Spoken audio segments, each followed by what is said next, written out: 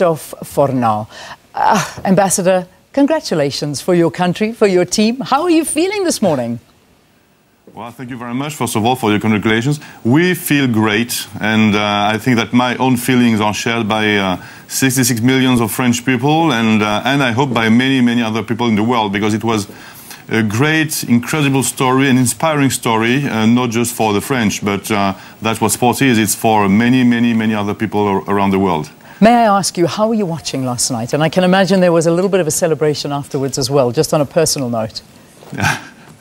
Well, you know, yes, of course, the evening was long, and it was, but it was so positive anyway that we feel great. And I think it's this feeling will last for days and months, and I think it comes at the right time for not just for me, but for the country. We're in times when we need good stories, not just the French people, but even all of us. Indeed, and you're so right. I think every country needs a good story, and this is one that's going to certainly unite France in a very, very big way, because today I believe the team are arriving back to a celebration second to none all over the place. But there's a massive, massive event being held down the Champs-Élysées. Perhaps you can talk to us a little bit more about it. Yes, you know, we did that 20 years ago, as you mentioned, in 1988. We had a huge moment of unity, and all the country was looking into the same direction. And that's what we are going to do again now. We did it before, well, even yesterday night. I mean, the Champs-Élysées and other places in Paris and all the country were crowded with people jumping, chanting, showing how happy they are. And so this time again, there will be a huge ceremony organized on the Champs-Élysées when the team goes back to France. Yeah. And I think we need it once again. And it's a magnificent tale, because you have this young team, very young team. Everybody knows about now the personal story of Kylian Mbappé, who is only 19, and he's the second football player to score a goal in the World Cup since Pelé. But it's just the story of the whole team, and I think that all the people in France want now to show unity and share this very special moment. So there will be events all around the country, organized by the government, partly, but also spontaneous movements. And I think that's very, very important. Yeah, it is. It really is, because it doesn't matter where you go. I can imagine today is going to be a public holiday in France, and that goes without saying. But listen, let me tell you something. The French president, I have never seen a man having more fun in my life before. He was like a little boy at a soccer match. Never mind the French president. He was dancing, he was punching the air. When he was congratulating that team, he was hugging every member, kissing their foreheads. I don't think he could get enough. I've never seen a president more happy in my life before. I think he needed this, didn't he? But yes, but let me add something about the government. Here in Cape Town and in South Africa more broadly, we have another member of the government, Minister Hulot, who's come. He's the Minister for Environment and for Solidarity, and he's here for official meetings, of course, but also for just visiting the country and taking part in the celebrations, the commemorations for the centenary of Nelson Mandela. Yeah. So we shared that moment yesterday, and I can tell you that. Officials or not officials, we were at the Alliance Française, and it was incredible. Hundreds of people, including the ministers, celebrating. I think once again it's a good story, and as you know, it's a team which shows the French diversity. Yeah.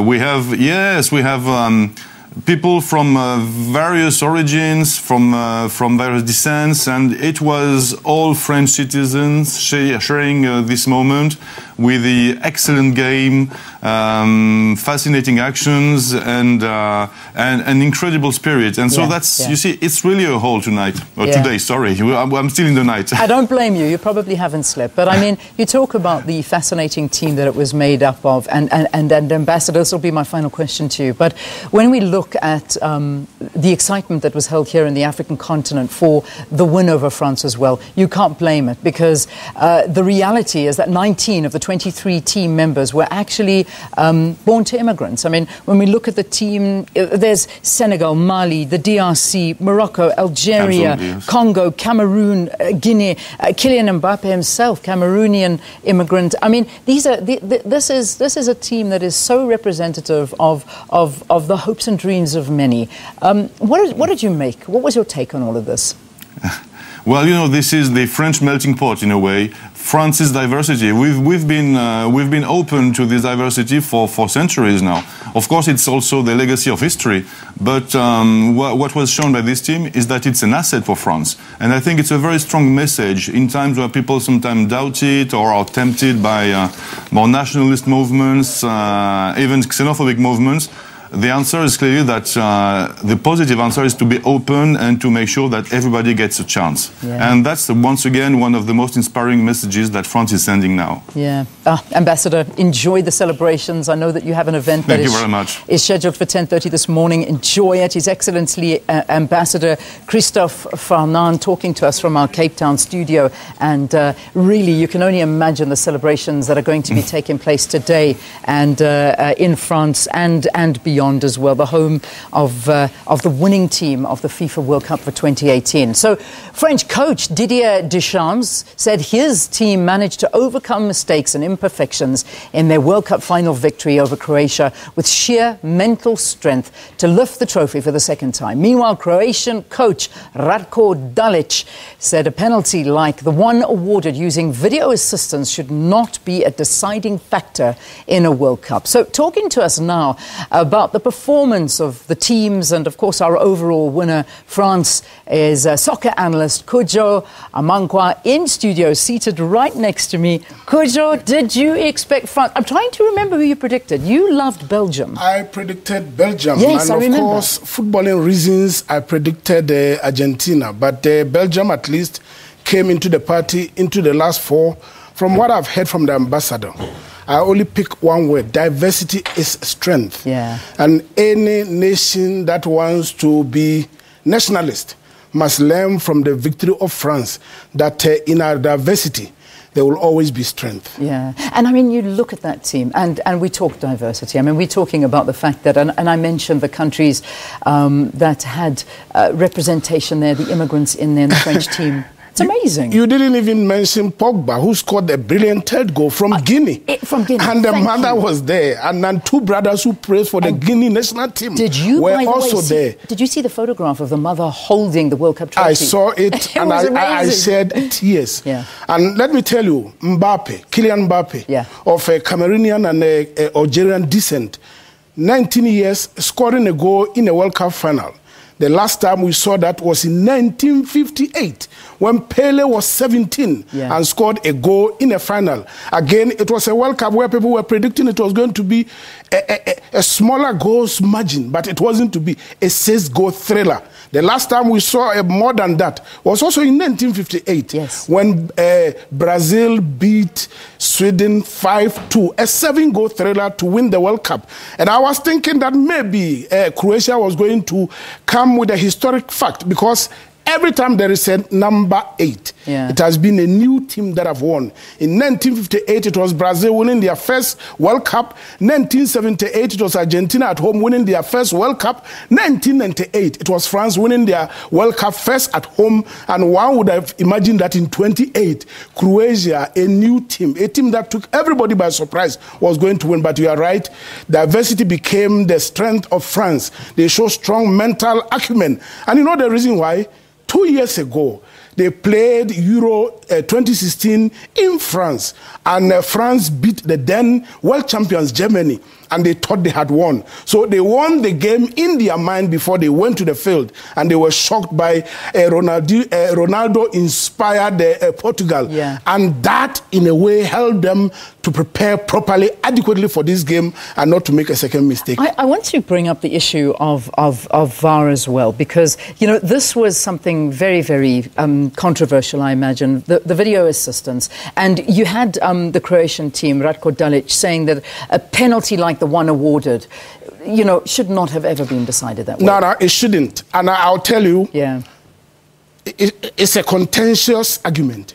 Is it ball to hand or hand to ball? From where I'm sitting, it was ball to hand. And therefore, it shouldn't have been a penalty. For me, the referee erred. And again, the choice of the referee into the final was, for me, very contentious and questionable. He's from Argentina. And this is a Croatian team that hammered Argentina 3-0 and sent them home packing. So why should an Argentinian referee come into such a crucial match and use the VAR to decide, because I will agree with you, had that penalty not been awarded, maybe you could be sitting here talking a different story. Maybe. And at the end of the day, it sort of killed their morale. Do you believe so? Do you believe that killed the morale? I mean, it killed their morale, yes. It was still a really tough performance by France. I mean, they were unstoppable. Mario Mandzukic scored an own goal that gave them the goal. And they responded in less than 10 minutes with a goal that of a different kind. The penalty, in a way, broke their spirit, and they couldn't come back. And once France have ascended to the lead, it was now the show of Paul Pogba and Kylian Mbappe to demonstrate what they are made of. And guess what?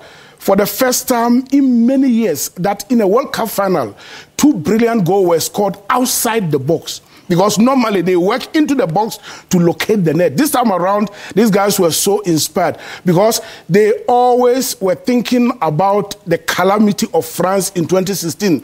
That saw them so close and yet so far away. And they played their hearts out. For every nation that was watching, I guess now immigrants will not be looked in a way that have been portrayed by presidents and leaders of today's world, the populists that believe that immigrants are a problem. France have demonstrated and showed the way that immigrants and diversity becomes a strength of a country, because when France played with only France, they never won a World Cup. They started winning the World Cup under Zizou, Zinedine Zidane from Algeria, Thuram, the likes of Marcel Desailly from Ghana. And that is where they begin to realize that, hey, wait a minute, there are some gold to be dug here. And I can imagine today in Paris, the celebrations cannot sort of stop. They're not going to stop.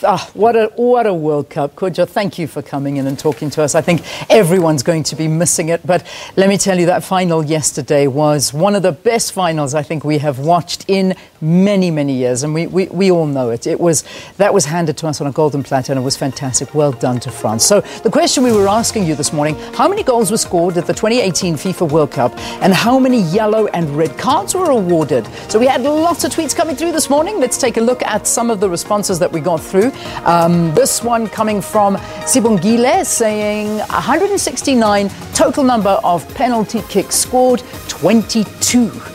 Okay, so thank you very much.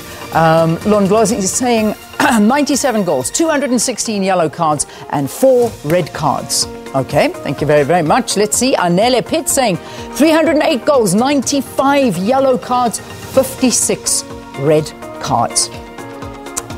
Here is your answer, ladies and gentlemen.